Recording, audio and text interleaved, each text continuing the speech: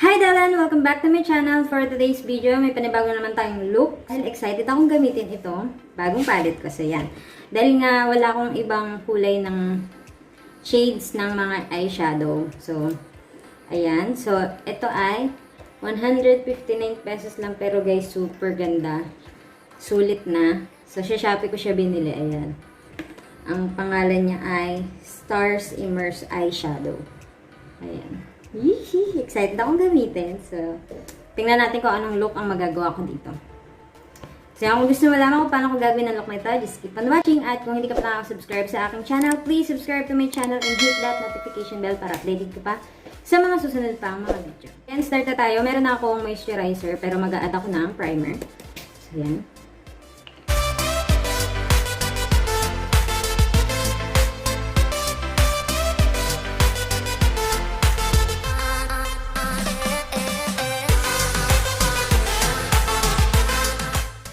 And then next, gamitin ko tong L'Oreal Infallible 24 Matte Cover.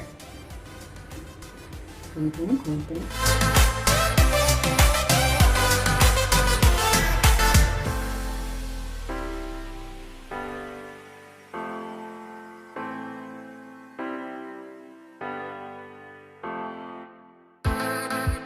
Then, gamitin ko tong Muse Concealer in shade number 1.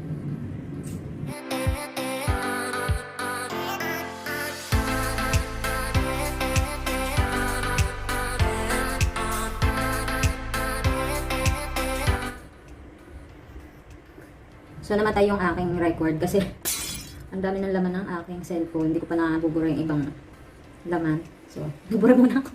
Kaya medyo napili yung aking concealer. Ano ba yan?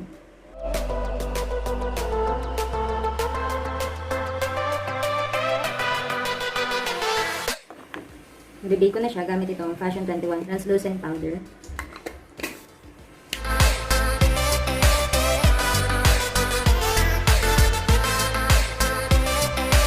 Ginagawa ko, nilalagyan ko ng powder din sa mga part na nilagyan ko ng concealer para mag-set siya. Pati yung mga highlights. Yung mga gusto kong highlight yan. Tapos nilalagay din ako dito. Kasi medyo malaki na ang pisngi natin. Nakikita ko na sa parang last makeup ko. Parang sabi ko, ang laki ng pisngi ko. Ang pisngi ko. So yan, makakatulang yan para pag nag-contour. So yan, meron ka ng guide. Next, ang ating kilay. So, brushin muna natin ang ating kilay. Tapos, gamitin ko itong tinted brow gel ng Sass Lady or Sassy Lady. Konti lang. Kasi sobrang pigmented talaga niya.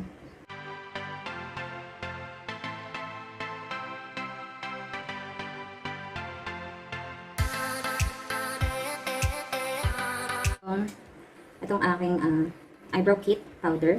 Yan. So, hindi pa siya nauubos pa rin, ilang taon na to sa akin.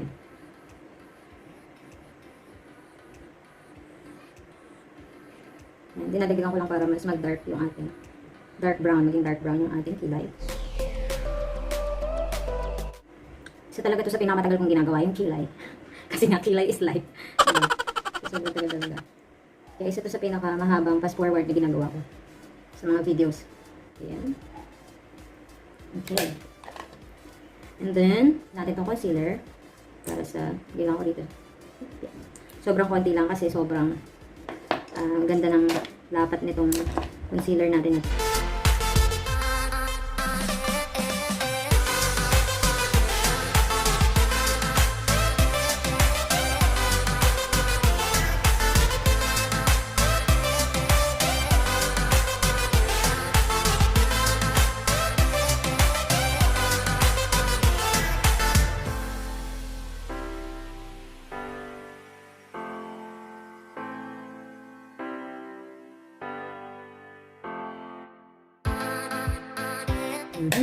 See the kilay?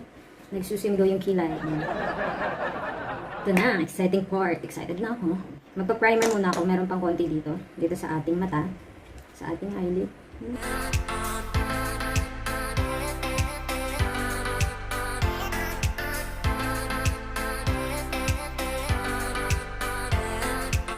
Napag-prime na ako sa ating mata. So, ito na! Tchanan! Start muna ako dito sa, ito, para iset lang yung ating eyelids.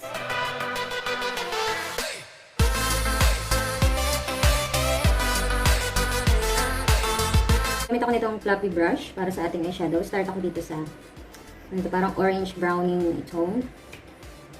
Kuha lang ako. Then,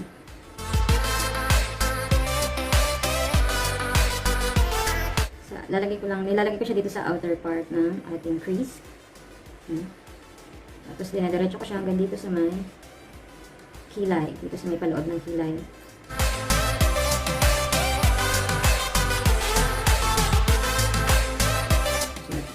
Dark. Ganyan konti. Bigyan naman natin siya dito sa may inner crease. Laging start dito, papasok ang blend. Sobrang gaan lang ng kamay dapat para hindi masyadong didikit yung pigment sa ating balat para hindi siya mahirap i-blend. Circular motion. Yan. Para maiwasan natin yung harsh line. Yung mga parang nakikita mo yung mga paghihiwalay ng mga kulay yung ginagamit mo.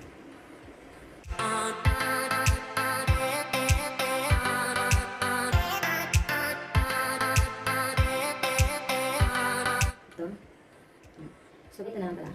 Gagamitin natin kung nasa ubang dyan. Para sa ating outer V. Dito. Sa ating outer V.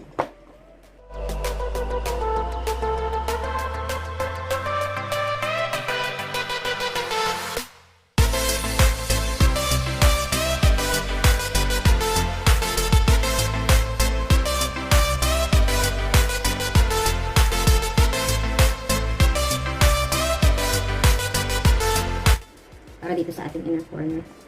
Kamay na lang gagamitin ko para mas. Ano ba? Kita ba?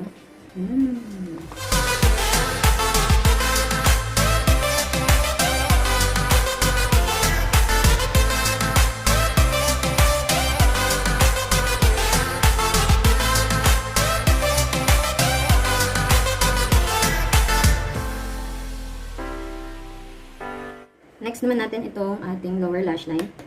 Bago yan, tanggalin muna natin ang powder sa ilalim.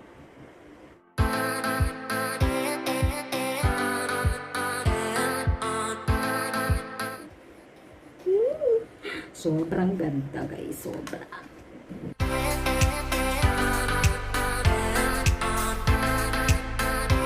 Gamitin ko tong shade na to para dito sa aking waterline sa baba. Gamitin ko to yung likod ng tapos yung likod. See the pigment?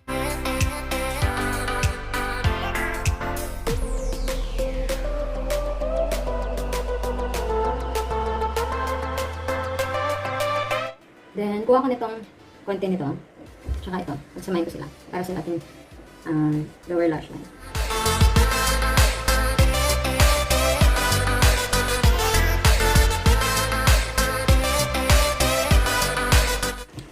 Tapos, tayo ay mag-eyeliner. Gamitin ko tayo itong eyeliner ng Chinese Black.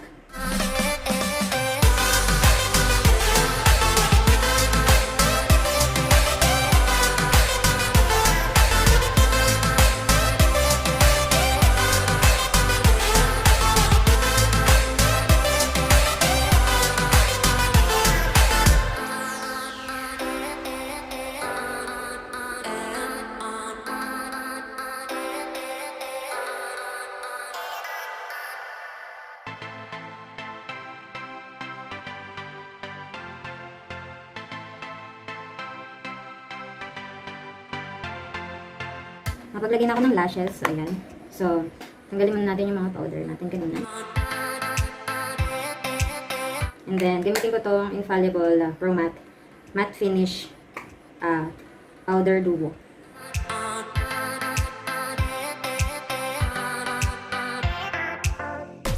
And then, nag-contour naman tayo. Gamitin ko tong dito sa aking eyeshadow palette. Itong dark brown para sa ating contour.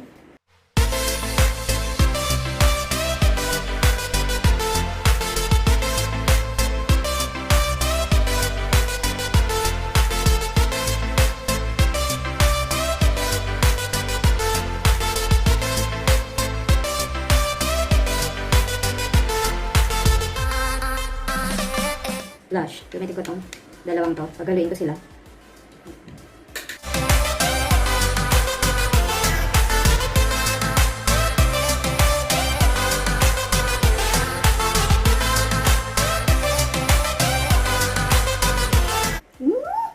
Kinikilig ako.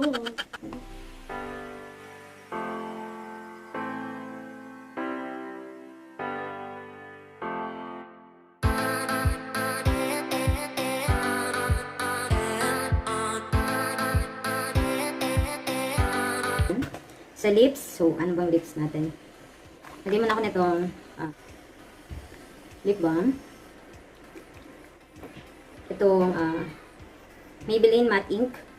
Matte Ink in shade 210, Versatile.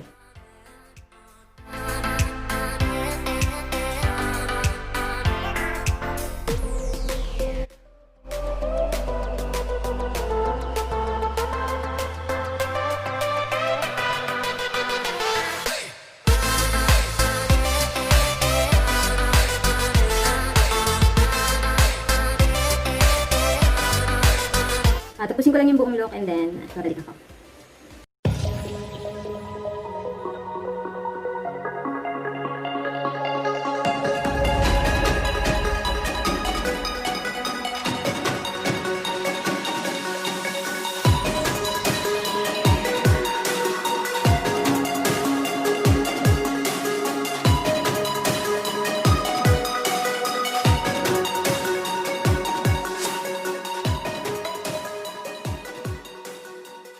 So, ayan, darling, this is the final look. So, ayan, worth 159 pesos, guys.